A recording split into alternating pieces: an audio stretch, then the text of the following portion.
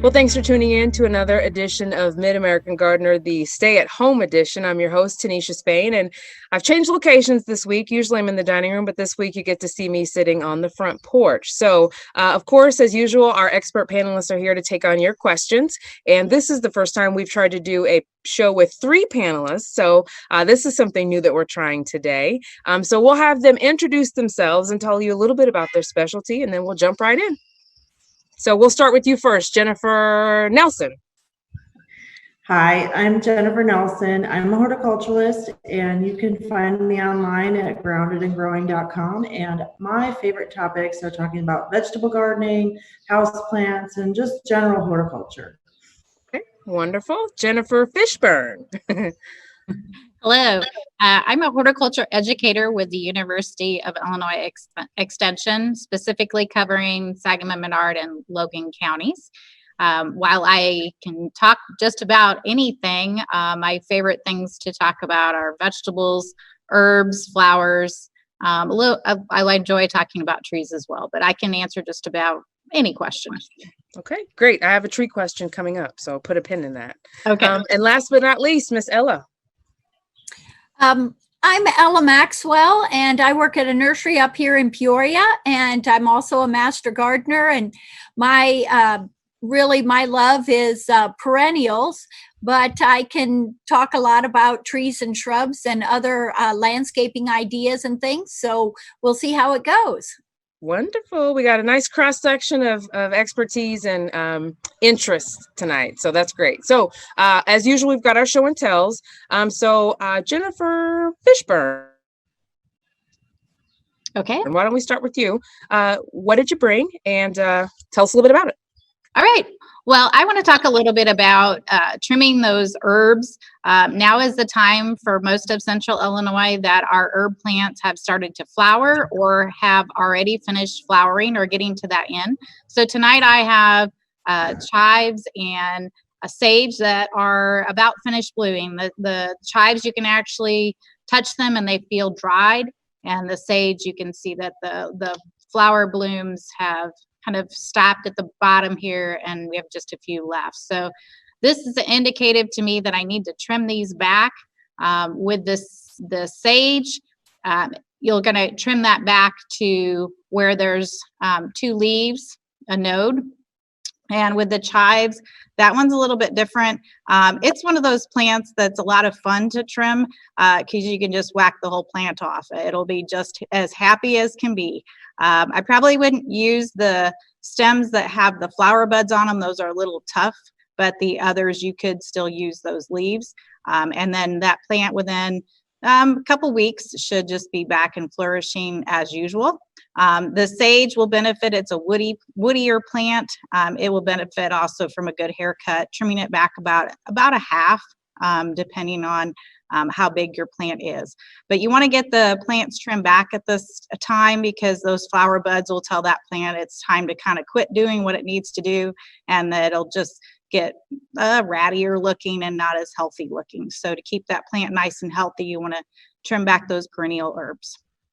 So do you have to let them dry out, all of them, let them dry out before you use them or bring them in? I know there are some that you have to, but are there others that you could just bring right in? So for these, no, you would not have to. You could actually trim these back as soon as they start to bloom.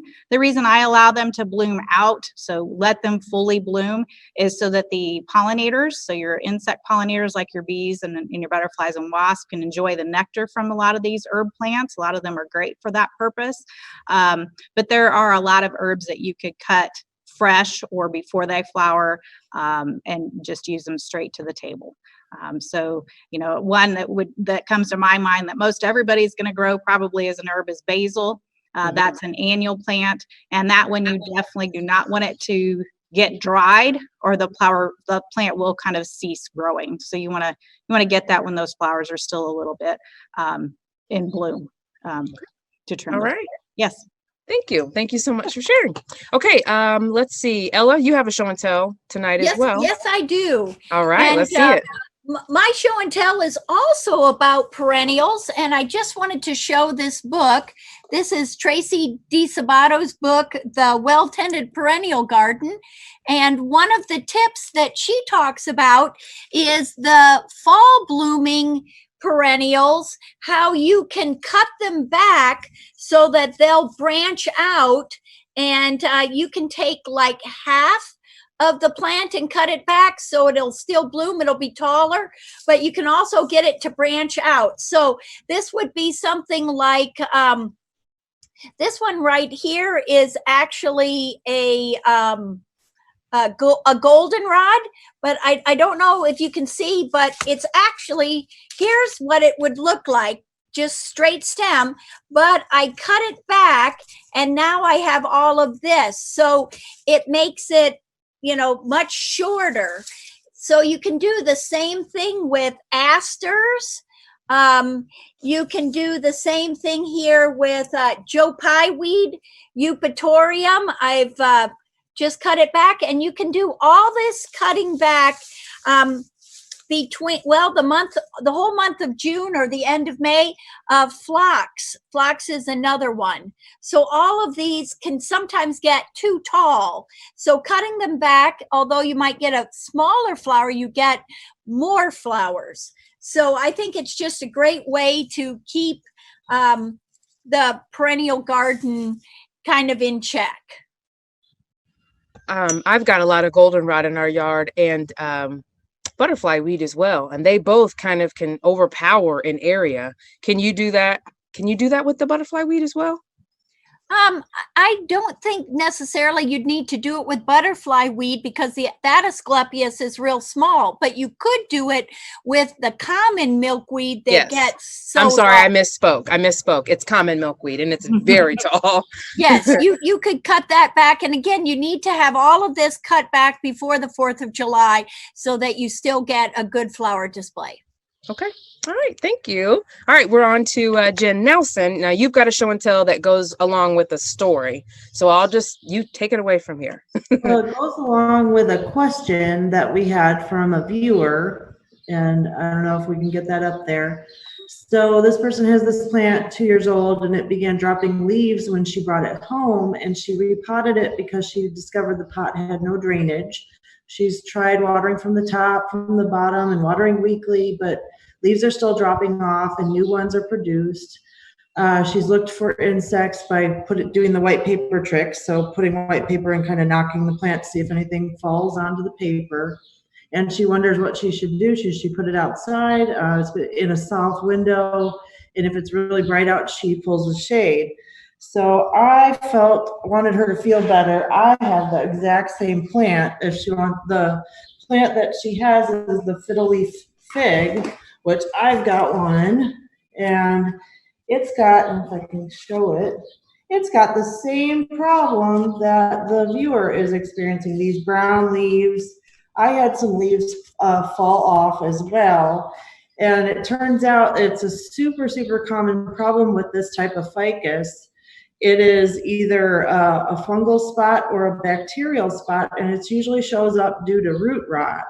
So it's actually a symptom on the leaves that's suggesting that perhaps her watering, that she recognized it first shortly after she bought it, that the pot it was in didn't have any drainage. And so she repotted it, which was excellent that she caught it early. It's very common in fiddle leaf figs that are from big box stores, which mine happen to be. I suspect that wherever they're being produced, maybe they're crammed in a little closer than they should be. So this, maybe they're watered on a schedule that's not appropriate, or I don't know, but they're not getting necessarily individual attention. But I learned from researching this reader's question, I really should have taken these leaves off when I first got it. It has stopped, mine has stopped dropping leaves, but what she needs to do, which she already did some of it, is she repotted it, and she needs to let it dry out between waterings. The weekly watering is a bad idea. The fiddle leaf fig in particular needs to dry out some in between waterings, and overwatering is one of the biggest problems with them. But also just removing those leaves and getting it outside. Mine has really perked up putting it outside. I have it on a north facing porch, and it gets morning sun, and it loves the heat and humidity.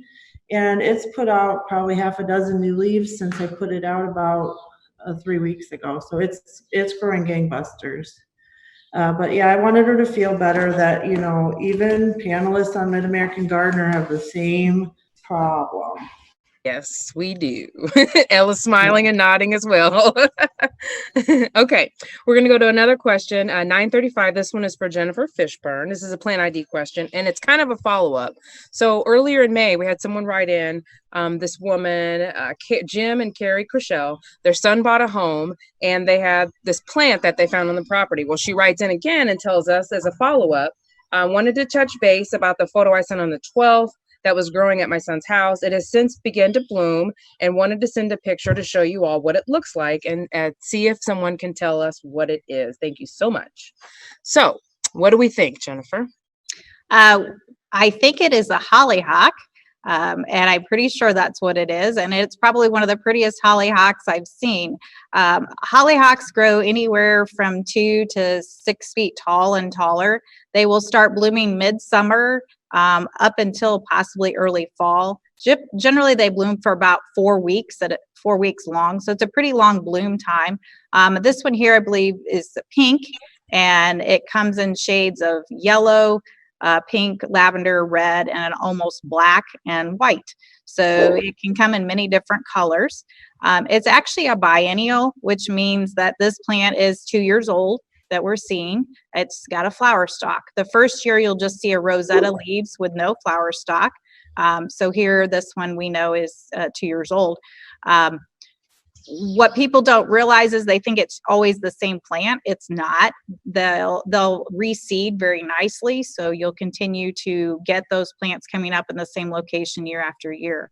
What they are doing right in this picture, which they don't even realize it, but they have really good air circulation around these plants. Hollyhocks are prone to getting rust. Most generally, that's why I say that this one's very nice looking. I think maybe because we've had some drought right now.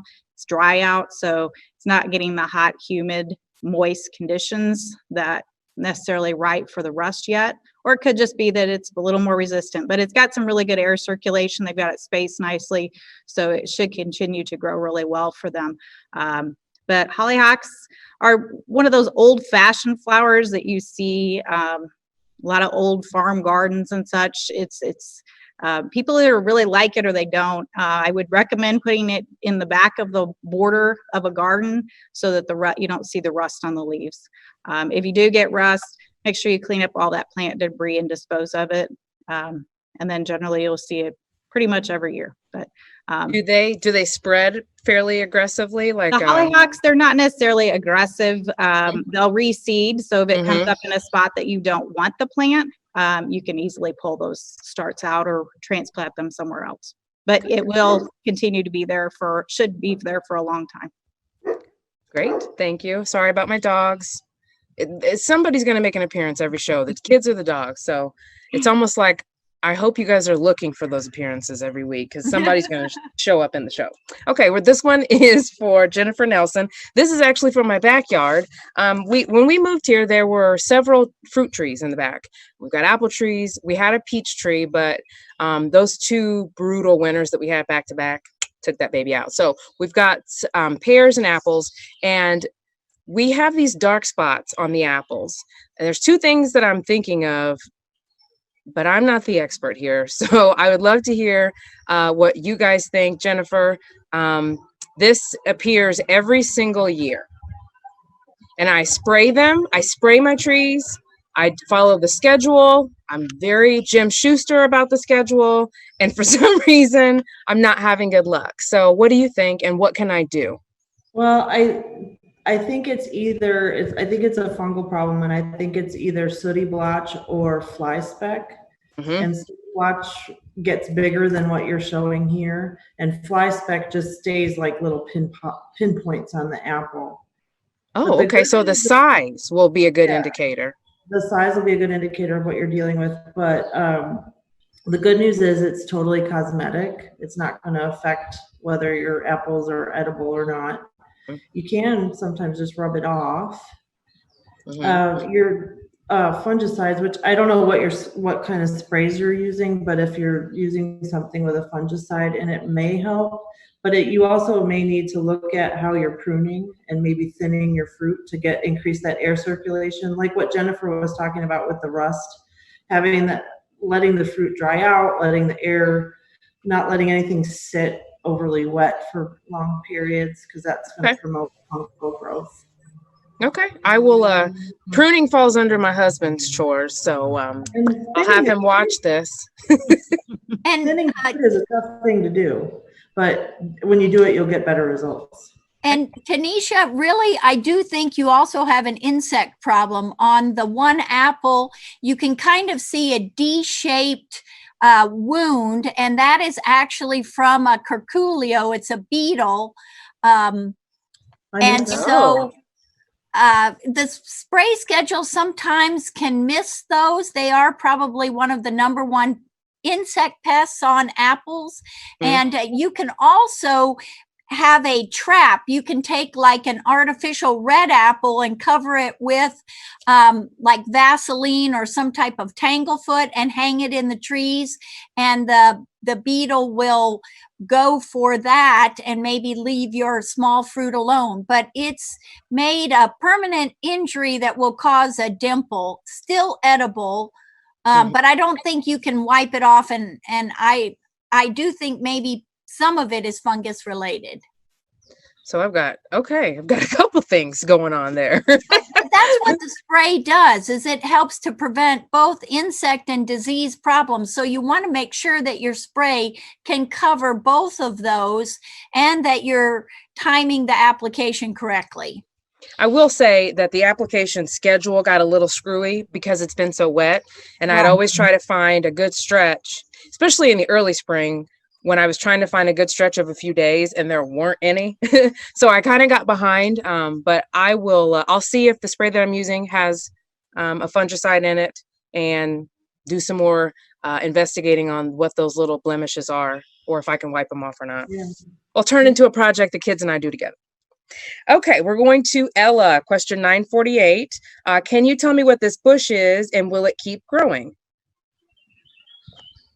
Okay, well, again, on these pictures that people send in, the best pictures are close-up pictures, because sometimes when we try to open them and zoom in on them, we don't get a clear shot. But if this is what I think it is, which is a broadleaf evergreen, it's a type of euonymus, a winter creeper euonymus, and I think it's one called sarcoxy, because that's a larger one and it does fruit at this time of year, or you'll see the flowers. It is a heavy fruiter.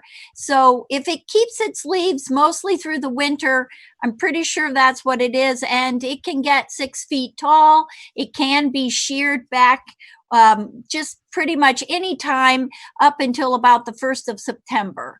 So again, for our viewers, send close-up pictures as well. That will help us. And again, I brought a book. This is Durr's manual, and you can see this is what it is today.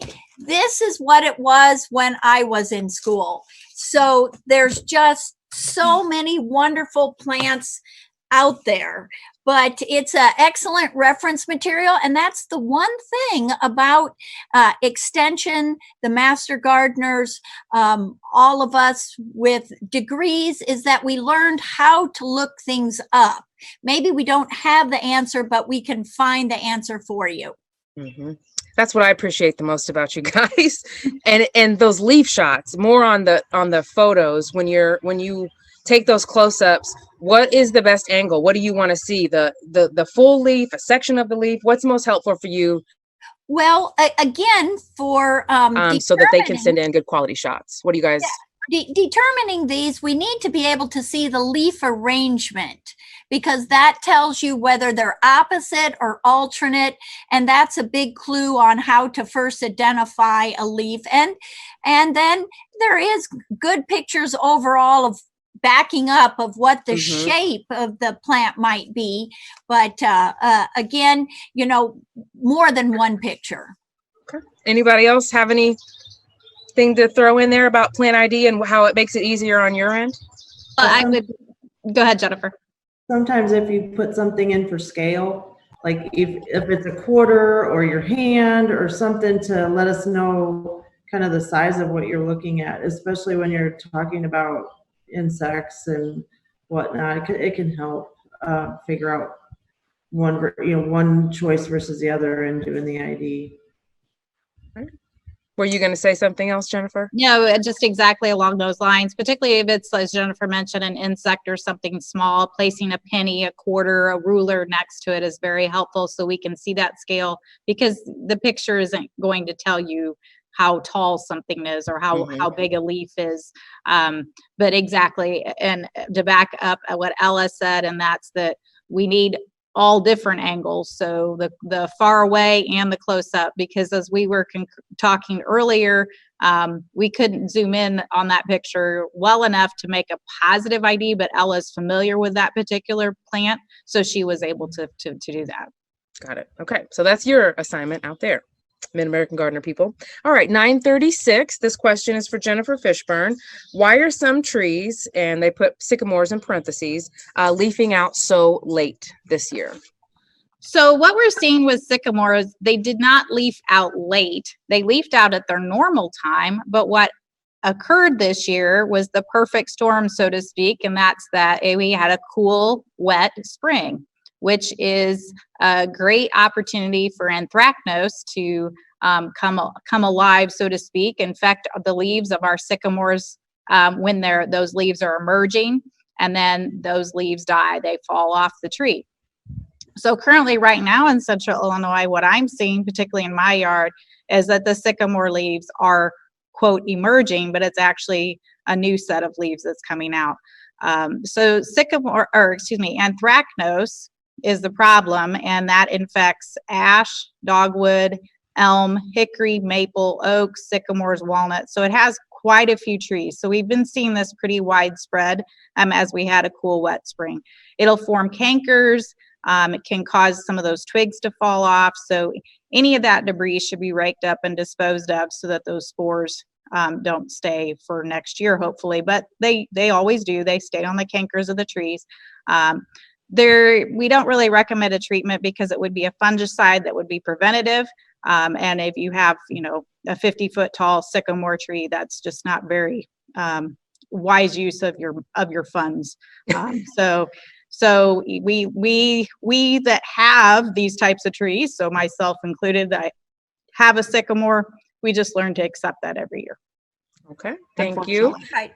And one thing about that is that this anthracnose is very plant specific. The anthracnose that affects maples is not the same one on the sycamore, so they can't have any cross contamination type of thing. And the sycamores are very vigorous, and they will, regardless, set a whole new flush of leaves out, and really by the 4th of July should look pretty normal again.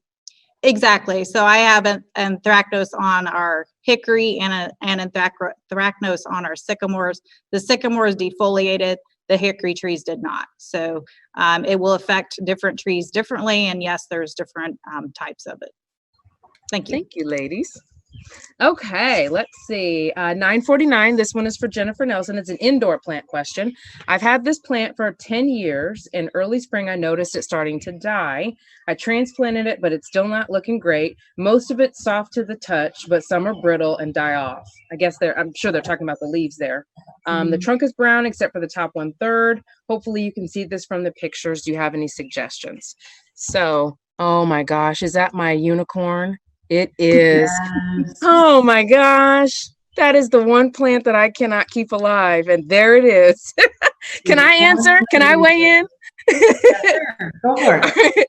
You're probably overwatering and drowning the poor thing like I did. They need a lot of light. And do they like slightly acidic soil? Is that true?